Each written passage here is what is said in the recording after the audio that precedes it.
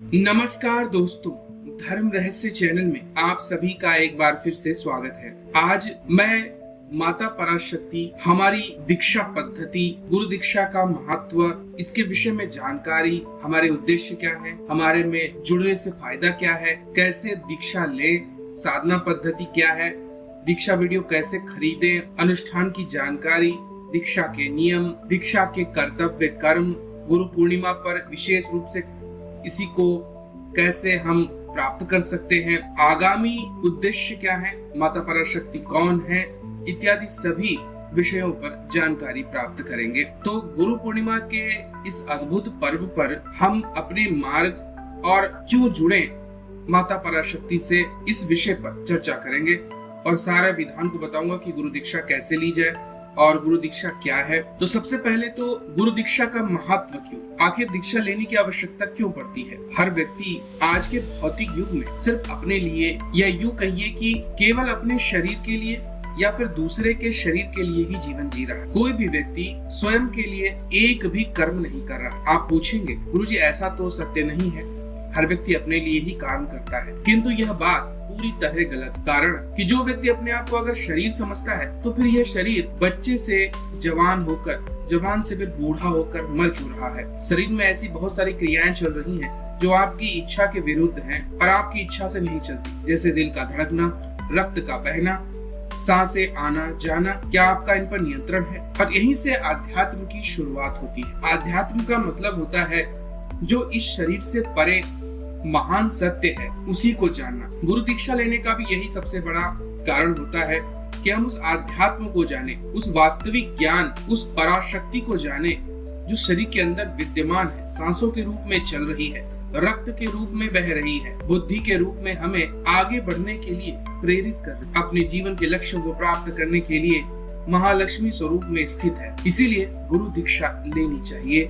सही और उत्तम गुरु से ही गुरु दीक्षा हमेशा लेनी चाहिए। हालांकि इस विषय में कि हम दीक्षा क्यों ले, विस्तृत रूप से मैं बताऊं तो बहुत बड़ी बात हो जाएगी, लेकिन अगर फिर भी आप इसके बारे में जानकारी चाहते हैं तो मेरी वेबसाइट धर्मरहस्य.com के गुरु दीक्षा पेज में पूरी विधि बताई गई है।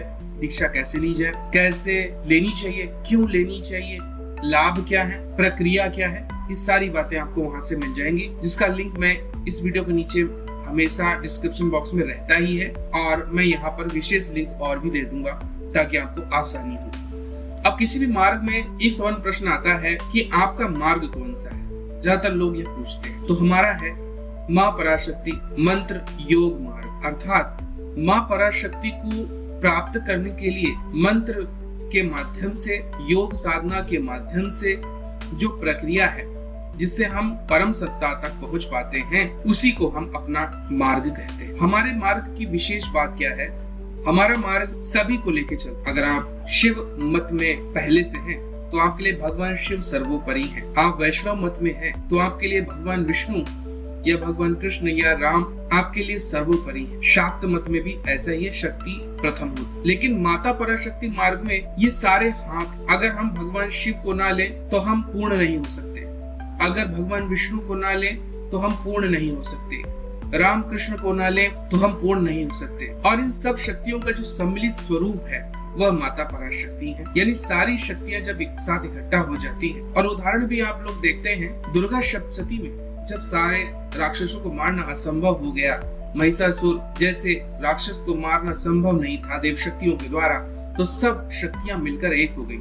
सबने अपनी अपनी आत्म ऊर्जा एक जगह इकट्ठा, शिव की आत्म ऊर्जा, विष्णु भगवान की आत्म ऊर्जा, इंद्र सहित सभी देवताओं की, सभी ऋषि मुनियों संतों की, और तब जो एक शक्ति का निर्माण हुआ जिसे हम दुर्गा स्वरूप में पूजते हैं, माँ भगवती पराशक्ति को, वह इकट्ठा होती है। यानी कि सबके सब में सबका एक साथ समन्वय होना, एक साथ इकट्ठा होना। और यही हमारा मार्ग भी है कि हम किसी भी सनातनी शक्ति को अलग करके नहीं देख सकते, क्योंकि सब में माँ पराशक्ति का निवास है। वही ऊर्जा जो सबके अंदर मौजूद थी, जिसकी वजह से भगवान विष्णु लक्ष्मी सहित पालन करते हैं, भगवान शिव रुद्राणी माँ पार्वती सहित विनाश करते हैं, भेदन करते हैं, अवस्था परिवर्तन करते हैं, ब्रह्मा जी जन्म देते हैं, उत्पत्ति कारक है, इंद्र पालन करते हैं, स्वर्ग सहित कुबेर, यक्ष लोग थन सहित सबका पालन करते हैं। पंच महाभूत देवता अपने अपने तत्वों में अपनी अपनी शक्तियों के साथ पालन करते हैं। हर देवता के साथ उनकी शक्ति विद्यमान रहती है। वह शक्ति कौन है? वही माता पराशक्ति का अंश उन सबके साथ विद्यमान है। उनकी क्षमता, उनकी योग शक्ति, उनकी मंत्र शक्ति के माध्यम से उनके साथ रहती है और उसके बिना वह शून्य है। ठीक वैसे ही जैसे कहा ही जाता है कि बिना शक्ति के शिव शून्य माने जाते हैं। हमारे मार्ग में अगर आप जाने कि सबसे पहले कहां से प्रस्फुरण होता है, तो भगवान सदाशिव ही इस गुप्त विद्या को सबसे पहले प्रकट करते हैं। स्वयं कहते हैं वह जागृतम ही महादेवी जपम सिद्धिम कुरुष्व में, अर्थात हे देवी, आप जो प्रत्येक पदार्थ के अंदर मौजूद ऊर्जा के रूप, हर देवता के अंदर आप मौजूद, हर शक्ति के अंदर मौजूद हैं। आप जागिए क्योंकि आप सो रही हैं। इसीलिए माता को जगाने की बात की जाती है। इसीलिए आप जानते हैं कि एक छोटा सा परमाणु जो होता है उसको भी जब खोल दिया जाता है तो वो परमाणु बम बन जाता है और वो कितना विनाश ला सकता है, एक छोटा सा परमाणु, क्योंकि उसके अंदर वही शक्ति विद्यमान है जिसे हम पराशक्ति कहते हैं। पराशक्ति का मतलब होता है वह शक्ति जो सबसे परे है, वह किसी भी बंधन से मुक्त है। क्योंकि कोई अगर लोक है, लोक का मतलब होता है रहने का स्थान, चाहे वो गोलोक हो, चाहे वो साकेत लोक हो, चाहे वो वैकुंठ लोक हो, चाहे वो शिव लोक हो, चाहे स्वर्ग लोक हो, किसी भी लोक मतलब रहने का स्थान, वो जो है एक प्रक्रिया में बंधा है, कुछ नियम है, आपकी सीमितता है। क्योंकि जिस भी लोक में वो रहेगा वो कोई अस्तित्वधारी होगा, लेकिन माता पराशक्ति तो संपूर्ण ब्रह्मांड में व्याप्त है। हर लोक में वो निवास करती है, हर लोक में उनका आधार है, उनकी शक्ति स्थापित है, हर ब्रह्मांड के कण कण में वो विद्यमान है। इसीलिए निराकार स्वरूप में पराशक्ति कहलाती हैं। साकार स्वरूप में उन्हें कई लोग महालक्ष्मी के नाम से जानते हैं, कई लोग उन्हें महाकाली के नाम से जानते हैं, कई लोग उन्हें महासरस्वती के नाम से जानते हैं। त्रिगुणात्मिका स्वरूपा है, त्रिगुणों से परे भी हैं और तीनों गुणों में विद्यमान भी, इसीलिए सर्वोच्च हैं, सर्वोत्तम हैं। वेदों में भी उनका वर्णन है, पुराणों में भी वह व्याप्त हैं, उपनिषद में भी वही ज्ञान के रूप में प्रकट होती हैं और भजन के रूप में भी वही गाई जाती है। आपने देखा होगा, अगर कृष्ण को बोलते हैं तो लोग राधा बोलते हैं, राम को बोलते हैं तो सीता बोलते हैं, विष्णु बोलते हैं तो लक्ष्मी बोलते हैं, शिव बोलते हैं तो शक्ति बोलते हैं, इंद्र बोलते हैं तो इंद्राणी बोलते हैं। यानी कि हर एक शक्ति जो विद्यमान है उस पुरुष तत्व के साथ में वो पराशक्ति है। इसीलिए वो सर्वोच्च है, सर्वोत्तम है और ये शक्ति के समाप्त होते ही सब शून्य हो जाता है। इसीलिए इस ज्ञान को जानने के बाद हमारे मार्ग में जुड़िए और पूर्णता को प्राप्त कीजिए, मुक्ति को प्राप्त कीजिए। और इसके संबंध में हजारों वीडियो मैंने बनाए हुए हैं। इसमें आप जब जुड़ते हैं तो आप मोक्ष की ओर सहज मार्ग से बढ़ते हैं, किसी भेदभाव के बिना, बंधन के बिना। हमारे यहाँ न जाति मानी जाती है, न वंश, न संप्रदाय, न भाषा, कोई भी वाद हमारे यहाँ रोकने वाला नहीं है। यह मार्ग सबके लिए खुला है। किसी भी धर्म का व्यक्ति हो उसके लिए वही तत्व विद्यमान है। अरे आप किसी दूसरे धर्म में भी चले जाइए, वहाँ भी माता का सम्मान है। और ये तो माताओं की माता है, यानी सबकी माँ। एक माँ ही होती है जो अपने बच्चे की लैट्रिन बाथरूम को अपने ऊपर सहकर के भी प्रसन्न होती है। माँ धरती के रूप में देखिए, हम उन्हीं के ऊपर, उन्हीं से खाते हैं, उन्हीं के ऊपर टट्टी पेशाब तक जैसी चीजें कर देते हैं, फिर भी माता प्रसन्न रहती हैं, कभी नाराज नहीं। माता को प्रकृति कहा गया है, यानी कि पेड़ पौधे, वनस्पति, हवा, पानी, समुद्र, सारी जितनी चीजें हैं वो प्रकृति है। इसीलिए वो माँ है, क्योंकि वो देने वाली है। माँ का कार्य होता है देना, आपके प्रत्येक भाव को समझना। इसीलिए माता को प्रकृति कहा जाता है। और इस प्रकृति को जो नियंत्रित करती है शक्ति, चाहे वो परा रूप में हो चाहे अपरा रूप में हो, वह पराशक्ति है। इसीलिए माता पराशक्ति सर्वोत्तम है, सर्वोच्च है, अनंत है। और इनका ज्यादा वर्णन भी ज्यादा लोग नहीं करते, क्योंकि इनको न समझने की क्षमता किसी में है, न बखान करने की ताकत किसी के पास है, और न ही इस ज्ञान को जानने की शक्ति है किसी के पास। इसीलिए सर्वोत्तम, सर्वोच्च, अनंत मार्ग है। यहाँ भेद नहीं रह जाता है, यहाँ पर हरि हर बन जाते हैं। और उदाहरण में कहते हैं, जब देवी के लोक में अलग अलग, जब वो अलग अलग क्रियाएं रचती हैं, तो ब्रह्मा विष्णु महेश भी जब वहाँ पहुँचते हैं तो वो भी स्त्री तत्व हो जाते हैं, वो भी स्त्रियां बन जाती हैं। क्योंकि जनन का कार्य, पैदा करने का कार्य माता का होता है, स्त्री का होता है। किसी भी आप तत्व में चले जाइए, आप मनुष्य में हैं, पशु हैं, पक्षी हैं, हर जगह मादा ही उत्पन्न करती है। यह सारी प्रक्रिया माँ के स्वरूप में विद्यमान है, इसीलिए उन्हें माँ कहा जाता है, प्रकृति कहा जाता है। हमारे मार्ग से इसीलिए आपको जुड़ना बहुत आवश्यक है। यहाँ पर इष्ट के रूप में वही शिव है, वही विष्णु है, वही ब्रह्मा है, वही राम है, वही कृष्ण है, वही राधा है, वही सारे तत्वों के रूप में आप उन्हें किसी भी रूप में भज लीजिए। हम ये नहीं कहते किसी एक ही किस भी रूप में आप उन्हें जानना चाहते हैं, लेकिन मूल तत्व जो है वो माता पराशक्ति है। उन्हीं से ही उनके जितने क्रिया रूप हैं, जितने लीला रूप हैं, वो सारे प्रकट होते रहते हैं और बार बार प्रकट होते रहेंगे, क्योंकि सर्वम देवी मई जगत कहा जाता है। अर्थात जितने भी स्वरूप हैं सब माँ पराशक्ति के ही अंश हैं, उन्हीं से ही प्रकट होते हैं, उन्हीं में ही लीन हो जाते हैं। रही बात गुरु दीक्षा को कैसे आप प्राप्त करेंगे, गुरु दीक्षा के लिए हमारे यहाँ क्योंकि प्रत्येक व्यक्ति को बुलाकर सामने से दीक्षा देना संभव नहीं हो पाता है जब तक कि विधिवत रूप से आश्रम या मंदिर का निर्माण ना हो, इसीलिए बहुत पहले ही हमें यहाँ पर ऑनलाइन दीक्षा की प्रक्रिया शुरू की गई थी। कई लोगों को ये लगता होगा कि ऑनलाइन में कैसे संभव है दीक्षा देना, तो मैं पहले भी बता चुका हूँ कि ये प्रक्रिया कोई आज की नहीं है। आपने देखा होगा अर्जुन ने सारा ज्ञान सीखा था द्रोणाचार्य से, लेकिन एकलव्य उनसे बेहतर सिद्ध हुआ। उसने भी उस वक्त की ऑनलाइन माध्यम से ही दीक्षा ली, उन्हें गुरु माना, उनके बताए गए नियमों को पालन करता रहा और अर्जुन से बेहतरीन या उससे कहीं बड़ा वह धनुर्धर था अगर उसका अंगूठा ना मांग लिया गया होता। किसी भी देवी या देवता की हम साधना करते हैं, क्या वो हमारे सामने उपस्थित होता है? बिल्कुल नहीं, कभी भी वो हमारे सामने उपस्थित नहीं होता है। हम उसका मानवीकरण करके उसकी साधना या पूजन करते हैं और एक दिन उसको प्राप्त कर लेते हैं। यह भी ऑनलाइन ही है। समय को समझना, समय के हिसाब से बदलना, समय के हिसाब से चलना पड़ता है। यही वास्तविकता है, यही जीवन का वास्तविक रहस्य है। पुराने समय में क्योंकि ये सब मार्ग उपलब्ध नहीं थे, ज्ञान उपलब्ध नहीं था, इसीलिए सामने बुलाकर भी दीक्षा दी जाती थी। और जब कोई विशेष विद्या सिखाई जाती है, अब क्योंकि गुरु दीक्षा तो पहला चरण है आध्यात्म में आगे बढ़ने का। हाँ, अगर आप कोई विशेष विद्या की जानकारी चाहते हैं और आगे भी उसमें बढ़ना चाहते हैं, पल पल के लिए आपको उसमें सहायता की आवश्यकता है, तब गुरु के पास जाना पड़ता है। जैसे कोई विशेष सिद्धि प्राप्त करनी है या आपके ऊपर कोई विशेष प्रकार की सिद्धि आपको प्राप्त है जिसकी पल पल की जानकारी और पल पल के आपको उसके रहस्य पता करने हैं, तो हो सकता है आपको गुरु के पास जाना पड़े।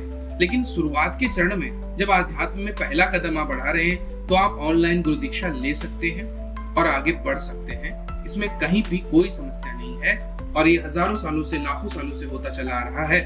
अब क्योंकि उस वक्त न मोबाइल थे, न वीडियो थे, न कोई चीजें थी, इसलिए उस वक्त सामने बुलाकर पहली पद्धति में या पहला चरण स्थापित किया जाता था। आज की स्थिति में भी जब आप दूसरे चरण में प्रवेश करेंगे, तो पहला चरण मैंने जैसा बताया है कि गुरु दीक्षा लेने के बाद आपको 9 लाख मंत्र जाप दशांश हवन सहित करना पड़ता है, जिसकी विधिवत जानकारी आपको पता चल जाए। और हाँ, जो लोग नए हैं वो लोग अगर ऐसा सोचते हैं कि पता नहीं ये जो बातें बताई जा रही है सत्य है भी या नहीं, तो आपको पता होगा मेरे साथ 700 से ज्यादा ऑनलाइन दीक्षा लिए हुए ही शिष्य हैं जो कि सिद्धियों को भी प्राप्त किए हैं, आगे भी बढ़े हैं और सभी उन शिष्यों की एक पूरी श्रृंखला मेरे पास मौजूद है।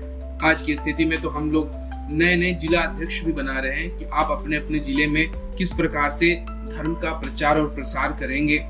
इसके अलावा लगभग संडे के दिन में ऑनलाइन मीटिंग भी ली जाती है। ये सारी चीजें चल रही हैं और अपने ट्रस्ट को भी हम लोग आगे बढ़ा रहे हैं। ट्रस्ट के माध्यम से माता पराशक्ति की जो महिमा है और जन जन तक पहुंचने का जो एक हम लोगों ने स्थिति स्थापित की है कि हाँ, हम आगे बढ़ेंगे और जन जन तक माता पराशक्ति की महिमा को पहुंचाएंगे, सभी को इस मार्ग से जोड़ने की कोशिश करेंगे। इसकी तैयारी बहुत तेजी से चल रही है। सारे लोग जुड़े हुए हैं, हमारे साथ इतने सारे परिवार जुड़ चुके हैं, वो सारे लोग इस काम को कर रहे हैं। रही बात, मैंने जैसे कि बताया कि आपको इस संबंध में कि गुरु दीक्षा कैसे लेनी है और गुरु दीक्षा के लिए जो नियमावली है, क्या क्या नियम है, वो सारे के सारे आप मेरी वेबसाइट पे चले जाइए एक बार और वहाँ पूरे नियम लिखे हुए हैं। आपको वहाँ पर ये भी बताया गया है कैसे आप इसमें आगे बढ़ेंगे और साथ में एक वीडियो भी दिया गया है, उस वीडियो को भी आप पूरा देख सकते हैं। तो सारी चीजों को समझने के लिए आप सहज रूप में www.dharmrahasya.com के गुरु दीक्षा पेज को जाकर के पढ़िए और उसमें गुरु दीक्षा की जो विधि लेने का तरीका है वो सब कुछ बताया गया, जिसमें आपको कैसे ऑनलाइन इंस्टा मोजो स्टोर पे जाना है, वहां से गुरु दीक्षा वीडियो खरीदना है, उसके बाद फिर आपको कैसे फॉर्म भरना है, वो फॉर्म कैसे फिर हमको जमा करना है, दीक्षा फॉर्म कैसे डाउनलोड करना है, पासवर्ड उसी में लिखा हुआ होता है, उसी पासवर्ड को डालकर आप फॉर्म को खोलते हैं और क्या क्या नियमावली रहेगी, दीक्षा आखिर क्यों ले, दीक्षा से क्या लाभ है, दीक्षा से हमें धर्म अर्थ काम मोक्ष कैसे प्राप्त होते हैं, क्या क्या नियमावली रहेगी, सारी की सारी बातें। शिष्यों ने मेरे लिए ध्यान मंत्र भी बनाया है, वो भी आपके लिए उपलब्ध हो चुका है। सामग्री कैसे प्राप्त करेंगे, इसमें लाल वस्त्र है, कंबल इत्यादि है, सारे उसके भी अमेज़न के लिंक वहां पे दिए गए हैं। रुद्राक्ष की जो पंचमुखी माला है वो कैसे आप लेंगे, उसका भी लिंक दिया हुआ है। आपको कौन सा संकल्प लेना है, क्योंकि अधिकतर हमारे पास तो तीनों तरह के लोग आते हैं, जिसमें अगर दीक्षा लेने वाला व्यक्ति सात्विक है, राजसिक है या तामसिक है, हमारे लिए तीनों ही खुले हुए हैं द्वार, हम किसी को मना नहीं करते। क्योंकि अगर कोई वैष्णव है तो वो सात्विक ही लेता है, भगवान शिव वाला राजसी ले सकता है और तामसिक भी ले सकता है, पर मेरे लिए, क्योंकि हमारे में तो भगवान शिव, विष्णु भगवान, राम, कृष्ण, सीता, सब में किसी में कोई अंतर नहीं, क्योंकि सभी माता पराशक्ति के ही लीला स्वरूप हैं। इसी आधार पर हमारे लिए सारे मार्ग खुले हुए हैं। हमारे यहाँ जो मांसाहार लोग खाते हैं, शराब भी पीते हैं, उनको भी हम सम्मिलित कर लेते हैं। कारण क्या है कि उनको भी हम शुद्ध बना सकते हैं और उनके जो पाप होंगे उनको खाने का कार्य हमारे यहाँ भैरव जी, माता काली करेंगे, उनके पापों को वो खा जाएंगे, क्योंकि तामसिक मार्ग से भी उनको हमको सात्विक बनाना है। इसीलिए हम सात्विक, राजसिक और तामसिक तीनों ही तरह के संकल्प लेने वाले, जैसी भी जीवन व्यक्ति जी रहा है उसको भी अपने यहाँ हम सम्मिलित कर सकते हैं। हमारे यहाँ इस पर भी कोई रोक टोक नहीं है कि आप मांस, मछली, शराब सब चीजें कर सकते हैं। आप सब खाते हैं, आप वैसा ही संकल्प लीजिए। और हाँ, मैं बस इतना अवश्य कहता हूँ कि आपको तामसिक से राजसिक, राजसिक से लेकर सात्विक आना अनिवार्य है, क्योंकि अगर आप मोक्ष चाहते हैं, परम तत्व को प्राप्त करना चाहते हैं, तो आपको सात्विक होना ही पड़ेगा। हाँ, आप ऐसी अवस्था में हैं कि आप तामसिक हैं, लेकिन आप धीरे धीरे करके सात्विक बनिए और इस तामसिक तत्व को, इसका भक्षण करने का काम हमारी माता करेंगी, हमारी माँ काली करेंगी, हमारे भैरव जी करेंगे। और इसीलिए यह मार्ग सर्वोत्तम है, क्योंकि यह सभी के लिए खुला हुआ है। माता ने किसी के लिए मार्ग रोक कर नहीं रखा हुआ। अगर आप माँ को मछली और मांस भी चढ़ाते हैं तो भी माता उसे स्वीकार कर लेती। लेकिन अगर यही बात आप भगवान विष्णु को चढ़ाइए तो क्या वो कभी स्वीकार करेंगे? क्या भगवान राम या भगवान कृष्ण स्वीकार करेंगे? बिल्कुल नहीं, क्योंकि वो सात्विक स्वरूप के देवता है। लेकिन हमारे यहाँ माता काली भी है, माता वही लक्ष्मी भी है, वही माता सरस्वती भी, यानी तीनों ही खंड आपको स्वीकृत। इसलिए हमारे मार्ग में सभी प्रवेश कर सकते हैं। ऐसा कोई नहीं है जो हमारे मार्ग में प्रवेश नहीं कर सकता है। लेकिन हमें स्थिति उच्च लेके आनी। अब ये तो है ही है कि अगर आप तामसिक स्वरूप में साधना करेंगे, तमस की ही पूजा करेंगे, तमस से ही रहेंगे और गलत काम करेंगे, तो हालांकि आपने माता पराशक्ति की स्तुति की है, साधना की है, तो स्वर्ग जाएंगे, लेकिन फिर आपको जन्म लेना होगा, फिर से आप इसी जन्म मरण के चक्कर में आते हैं। इसलिए तामसिक हैं आप, कुछ समय तक धीरे धीरे उसको बनाकर आप राजसिक लेके आइए, फिर राजसिक को धीरे धीरे करते करते आप सात्विक में लेकर के आइए और अंततोगत्वा महामोक्ष को प्राप्त कीजिए, मां पराशक्ति में विलीनीकरण, अनंत ज्ञान को प्राप्त कीजिए। गुरु दीक्षा अनुष्ठान को कैसे करना है इसकी भी जानकारी मैंने दे रखी है बहुत सारे वीडियोस में, लेकिन सरल और सहज भाषा में मैं बता दूं पहले ही कि आपको गुरु मंत्र दीक्षा लेने के बाद में 1 वर्ष के अंदर गुरु मंत्र का 9 लाख मंत्र जाप दशांश हवन सहित पूरा करना होता है।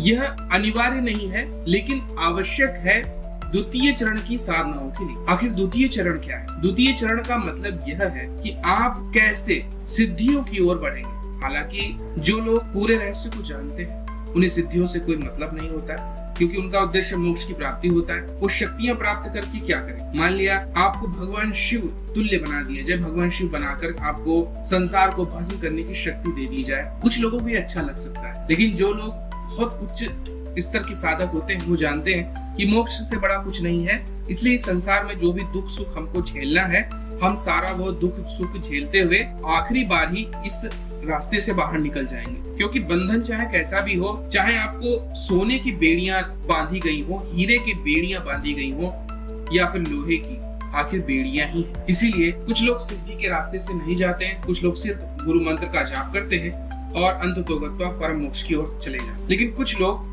द्वितीय चरण में शक्तियों से अपना संपर्क करते हुए आगे बढ़ते हैं, सिद्धियों को प्राप्त करते हैं, उनका भोग करते हैं और फिर वो आगे बढ़ते हुए जाते हैं। क्योंकि हर व्यक्ति का स्वभाव अलग है और हर व्यक्ति का दृष्टिकोण भी अलग। मैंने जाना है, सिद्धियों को प्राप्त किया, लेकिन उसके बावजूद मुझे ये चीजें समझ में नहीं आई, तो मैं केवल माता की ही स्तुति और साधना में लीन। लेकिन हर एक के लिए वह चीज नहीं, क्योंकि यह बात भी आपको जानना आवश्यक है। अगर मैं अभी आपको कहूँ कि आपको तैरना अगर आता है, तो सबसे पहले मैं आपको समुद्र में ही छोड़ देता हूँ, तो क्या आप तैर पाएंगे? बिल्कुल नहीं। इसीलिए साधना में छोटे छोटे प्रयोगों और सिद्धियों को प्राप्त करना भी आवश्यक होता है। क्योंकि अगर आपने पहले आपके घर के बगल की छोटे से तालाब को नहीं तैरा, उसके बगल की किसी नहर को नहीं तैरा, उसके बाद किसी नदी को नहीं तैरा या उसको तैरकर प्राप्त नहीं किया, पार नहीं किया, तो फिर समुद्र को जो पार करने वाली बात की जाती है वो आपके लिए संभव नहीं होगी। आप डर जाएंगे और डूब जाएंगे। ऐसे ही हर एक साधक के साथ होता है। तो पहले गुरु मंत्र का अनुष्ठान पूरा कर लेना चाहिए,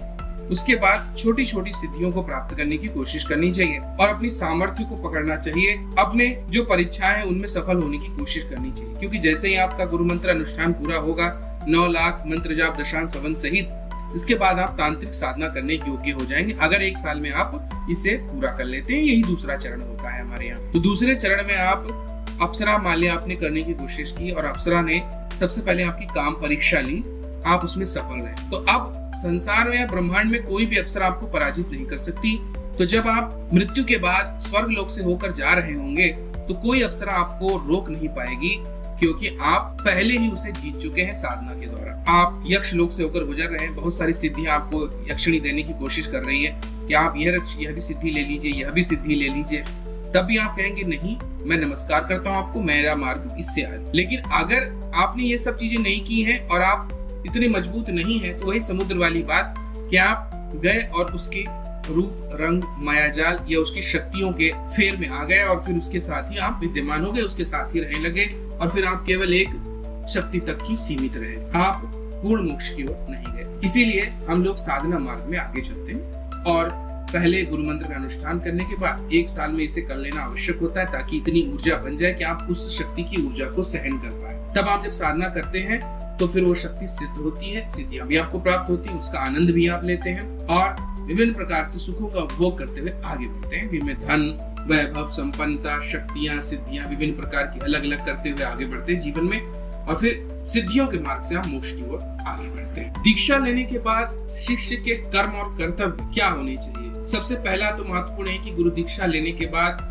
गुरु के प्रति, गुरु के उद्देश्य के प्रति पूरी तरह समर्पित रहना चाहिए। और जो लोग एक बहुत बड़ी गलती करते हैं, एक गुरु को छोड़कर फिर दूसरा गुरु पकड़ते हैं, फिर तीसरा गुरु पकड़ते हैं, ये बहुत गलत है। आध्यात्मिक गुरु एक ही होता है। जैसे हमारा मार्ग है आध्यात्मिक और मंत्र दोनों का है, यानी कि हम सर्वोच्च अवस्था को लेके जा रहे हैं, इसलिए आप गुरु नहीं बदल सकते। और अगर गुरु बदलते हैं तो ये पाप होता है। हाँ, आप गुरु से आगे लेकर कोई विद्या सीख सकते हैं। जैसे कि मान लिया आपकी इच्छा है कि मैं किसी यक्षिणी को सिद्ध करना चाहता हूँ, जिसके एक विशेष गुरु हैं जो कि सिद्धि प्राप्त हैं और वो बहुत अच्छी तरह से उसको सिद्ध करना चाहते हैं, जानते हैं और सिखाते हैं, तो अपने गुरु से आज्ञा लीजिए और उनसे जाकर वो विद्या सीख लीजिए। लेकिन आपने अपनी गुरु दीक्षा को छोड़ दिया, नए गुरु को पकड़ लिया, फिर गुरु को छोड़ा, नए गुरु को पकड़ा, इसमें आपको गुरु द्रोह लगता है और इससे आपकी सारी सिद्धियां तो नष्ट होती ही होती हैं, आपको पाप के भी आप भागीदार हो जाते हैं। इस बात को हर मार्ग का हर साधक अवश्य जाने, कभी भी गुरु नहीं छोड़ा जाता है।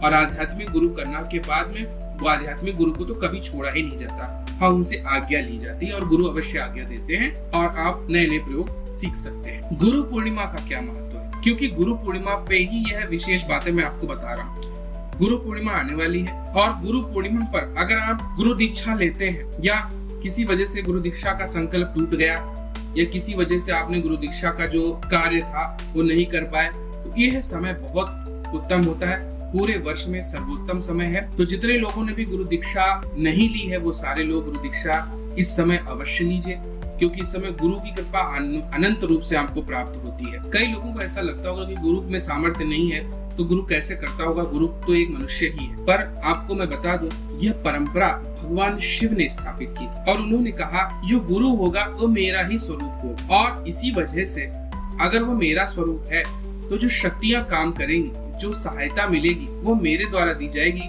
वह गुरु रूपी जो शरीर है जिससे उन्होंने गुरु दीक्षा ली है वह केवल एक माध्यम होगा। इसीलिए गुरु शक्ति सभी के साथ आ जाती है। आपका गुरु गलत व्यक्ति भी हो जाए बाद में चल के या गलत कार्य भी करने लगे तब भी वह गुरु शक्ति कार्य करती रहती है, क्योंकि ये परंपरा है, एक रास्ता है जो भगवान शिव की कृपा से स्थापित किया गया। गुरु दीक्षा का जो उद्देश्य है वो यही है, आपको भौतिक जीवन में तो आप सारे कार्य कर ही रहे हैं, भौतिक जीवन से आपकी उन्नति होगी ही होगी, लेकिन आध्यात्मिक उन्नति आपने अपने लिए क्या किया? आपने इतना समय गुजार दिया इस धरती पर, लेकिन आपने अपने लिए अभी तक कुछ भी नहीं किया। जो कुछ भी किया किसी शरीर के लिए, और शरीर तो आपका है ही नहीं, ये तो प्रतिदिन बदल रहा है, बच्चे से लेकर बूढ़े होकर मर जाने तक। तो फिर आप कौन है? आप इस शरीर के अंदर रहते हैं, आप कभी भी यह शरीर नहीं थे। और यही बात आध्यात्म में पहला स्तर होता है। इसीलिए पहले आप ये जानिए कि अगर आप यह शरीर नहीं है, इस शरीर के अंदर निवास करते हैं, तो फिर आपने अपने लिए क्या किया?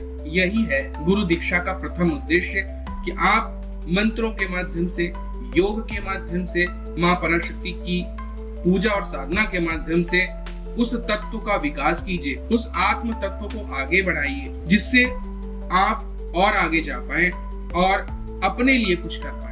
अभी तक आपने अपने लिए कुछ किया ही नहीं। और अगर मैं सच बताऊं तो 99% लोग पूरी जिंदगी जी लेते हैं लेकिन स्वयं के लिए कुछ करते ही नहीं, क्योंकि वो अपने आप को शरीर मानते हैं और शरीर तो एक दिन जाकर समाप्त होने वाला है और उसका कोई उद्देश्य ही नहीं है।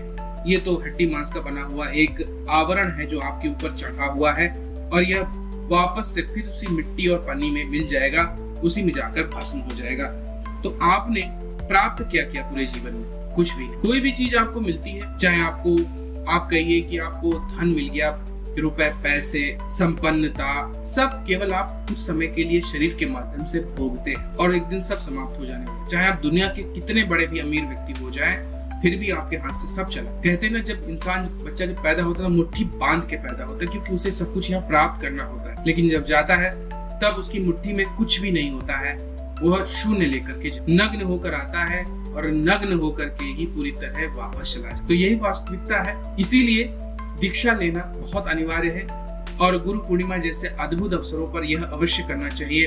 उत्तम मार्ग में आगे बढ़ना चाहिए और आपका उद्देश्य सिर्फ इतना ही नहीं है कि आप गुरु दीक्षा लीजिए, उसके बाद गुरु मंत्र का प्रचार और प्रसार हम लोग बहुत ही भव्य तरीके से आगे करने वाले हैं। और इसी चीज को आगे बढ़ाने के लिए ट्रस्ट का हमारे निर्माण किया गया है, जिसमें अलग अलग जिलों के जिलाध्यक्ष भी बनाए गए हैं और इसके अलावा भी आप व्यक्तिगत रूप से बहुत सारी क्रियाएं कर रहे हैं। और इन सब बातों में जो भी जानकारी आपको प्राप्त करनी है वो आप हमारी जो कार्यकारिणी बनी हुई है उस कार्यकारिणी से प्राप्त कर सकते हैं। उनके मोबाइल नंबर वगैरह अगर आपके पास उपलब्ध नहीं है तो मैं भी आप वो सब चीजें भी मैं आपको उपलब्ध करवा देता हूँ। सारी इतने सारे हमारे यहाँ जिला अध्यक्ष हैं, आप अपने अपने जिला के अध्यक्ष से बात कीजिए, उनके साथ चल के आगे काम को आगे बढ़ाइए और उन सब के नंबरों को प्राप्त कीजिए और जुड़िए इस आध्यात्मिक यात्रा में।